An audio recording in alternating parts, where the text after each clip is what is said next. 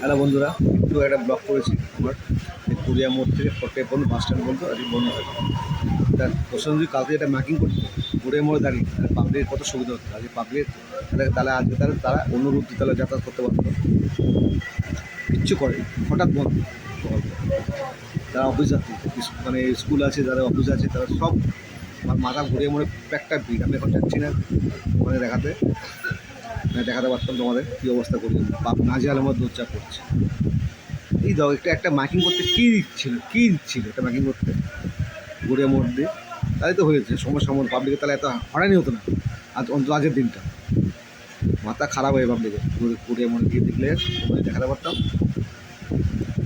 মানে আমাদের মার্কেটে কত দূর থেকে স্টাফরা আসে, দমদম আসে, সোনারপুর থেকে, তাহলে তাদেরকে বলতে পারতাম তারা কাজ করতে আসে।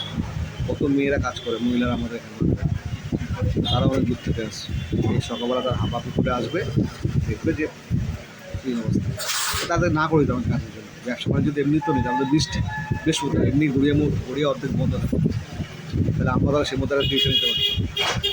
নির্বুদ্ধিতা পরিচয় প্রশাসনের যে পুলিশ থেকে যদি একটা বাকি করতে কত সুবিধা হতো পাবলিকের। কিচ্ছু করে হঠাৎ বন্ধ সবাই, কিছু বলার নেই।